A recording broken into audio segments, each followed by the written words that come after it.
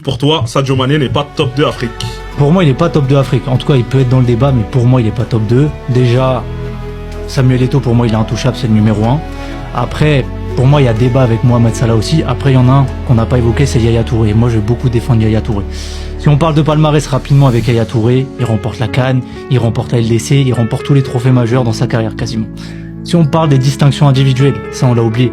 4 ballons d'or africains, Yaya Touré, le seul avec Samuel Eto'o à avoir fait ça.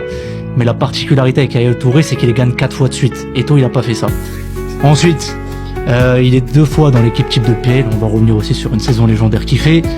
Il est dans l'équipe type de la CAN en 2015 qu'il a remporté avec son pays. Après que Drogba il floppe pendant plusieurs années, Drogba il prend sa retraite, c'est Yaya le boss et là il gagne. Dans ses classements Ballon d'Or aussi, on rappelle que c'est un milieu de terrain. 14e en 2014, 12e en 2012 et en 2015. Donc il a quand même des bons classements à son actif. Maintenant, si on parle du joueur, on est peut-être sur le milieu de terrain le plus complet de l'histoire du football. 6, 8, 10. Il a même joué en défenseur central et il a des matchs références en tant que défenseur central. Si aujourd'hui tu demandes à des gens de faire un top 10 all-time des milieux, Yaya Touré il peut être dedans. Tu demandes aujourd'hui à des gens de faire un top 10 des ailiers all-time, est-ce que Mané il est dedans? Je suis pas sûr, avec tout le respect. Maintenant, Yaya Touré c'est un homme des grands moments. Quand on parle déjà FA Cup 2011 avec City, City ça fait 35 ans, ils n'ont pas gagné de trophée. En demi-finale, il marque le seul et unique but du match, et en finale face à Stoke City, il marque aussi le seul et unique but du match. Ça fait que City remporte son premier trophée depuis 35 ans. Ensuite, le sprint final pour le titre en 2012. On connaît beaucoup Agüero à la fin, à la dernière journée.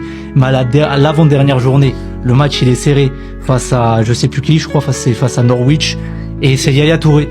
Pardon, ouais. Et c'est Yaya Touré qui débloque la situation et après City gagne le match. League Cup aussi, 2014.